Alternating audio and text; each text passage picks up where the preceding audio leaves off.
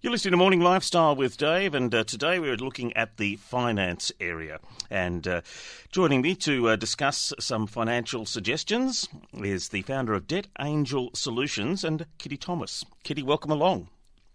Thank you so much for having me. It's lovely to be here. Well, tell me firstly a little bit about Debt Angel Solutions. How did it come about?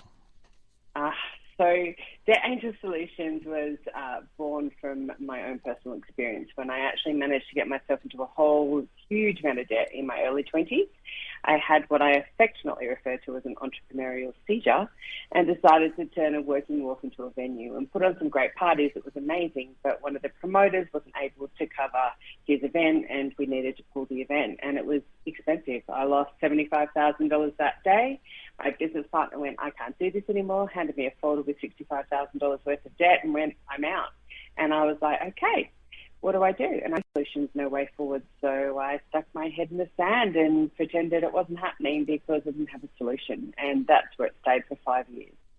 I went into depression. I had anxiety. I didn't know what to do about it. I was ignoring everything. Just didn't know.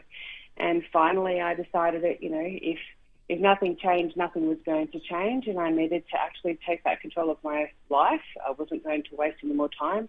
I needed to start dealing with it. And so I started answering calls and dealing with, the calls that came in from creditors, and at that point had nothing to say, but started to kind of put these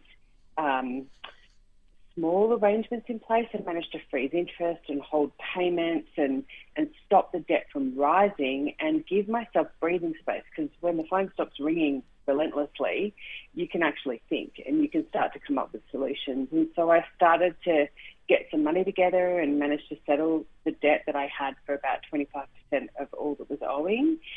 And it was such an incredible relief to know that I was free from the constraints that were put on me by myself and by my situation. And I was actually free to move forward with my life and reset it and start again.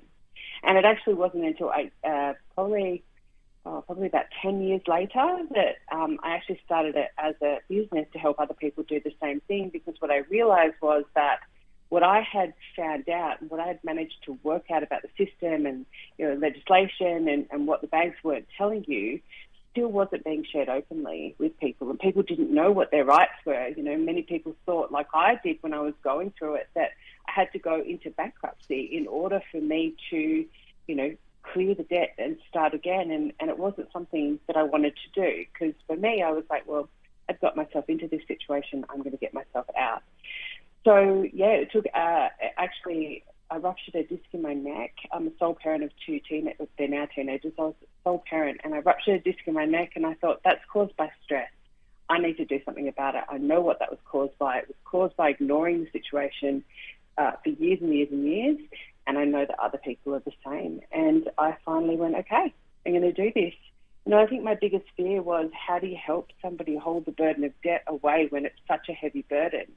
But then, as the time went on, I really realised that people need this information. They need to understand what's possible when it comes to the banks, and the transparency that isn't given to you by the banks about what they can do to help people. I have very strong views about that. I think it's not okay that the banks aren't telling people. So if the banks aren't telling people, I'm going to. And that's where we are. That's what we do. What about the next generation? My story's similar to you. The numbers are slightly less in my 20s and 30s when I was a little bit feral, so to speak. Now that I've got myself a little bit back on track, and I'm owning about to completely own a house, which is a really quite exciting thing for us. Well, fun. So, but for the younger generation that are coming through, is part of the problem that we don't tell them how money works, that we don't say, look, don't go to the payday lender because you're going to end up with $30,000 in debt and you've only borrowed $5,000. Yeah, absolutely. I mean, I think it's multi-pronged. We're not educated. I know for myself, I wasn't educated as a child, so I wasn't given the information about money. It was kind of a taboo conversation. So, giving kids that information and explaining to them the difference between a 40-minute shower and a 15-minute shower and the value of that as a dollar figure, so that they can understand money, understand why when you turn around and say, I don't have any money, this is why, they can see where everything goes and what everything costs, because that empowers them to understand what's happening, definitely. So knowing their numbers around, like showing kids the numbers of the daily expenses for houses, I think or life is really important.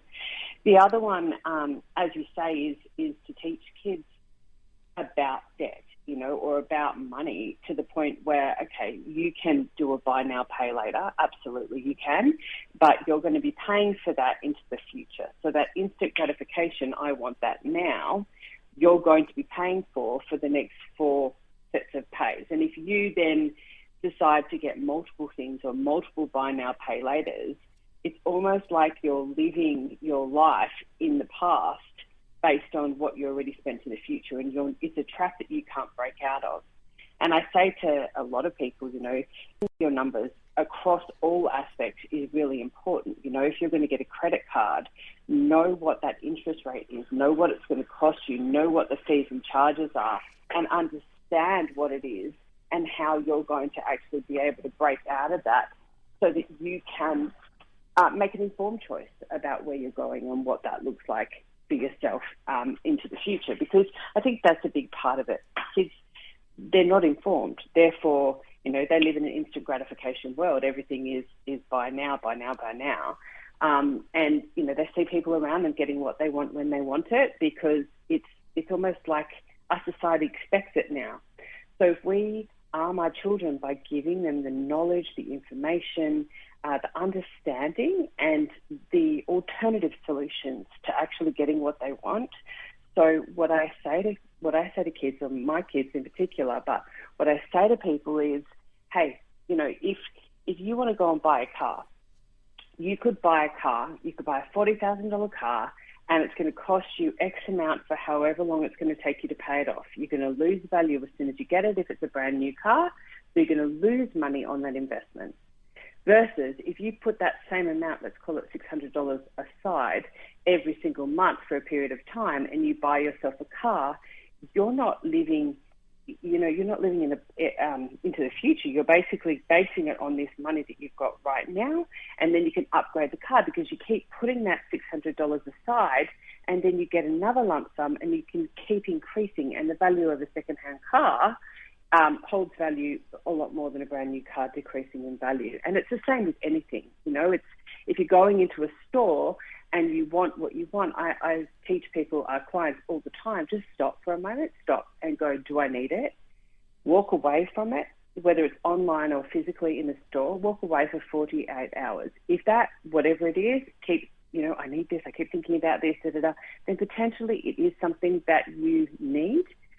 But if you're buying it because it's on sale and you're putting it on a credit card or a buy now, pay later, it's an instant moment of gratification that you potentially will have remorse for later, buyer's remorse for later, or you may have 10 versions of the same thing and you may go, well, actually, I don't need that thing, whatever that is, and now you're stuck paying for something into the future that you have or don't need anymore. So taking a moment and stepping away are just a couple of the little hacks, I guess, that I use and train people in, because a salesperson in a store or, a aborted cart email that you get, oh, well, you've aborted your cart, let me come back and offer you 10% off, is designed to lure you back in. You kind of need to realise what these shops are doing or what these outlets are doing and be bigger than them and stronger than them so that you can be empowered and keep the money in your pocket and make choices that are right for you, not right for the store. Some wise advice in relation to our finances. Kitty, all the best with Debt Angel Solutions and the people that you are working with, and we thank you for sharing your knowledge and expertise with us today.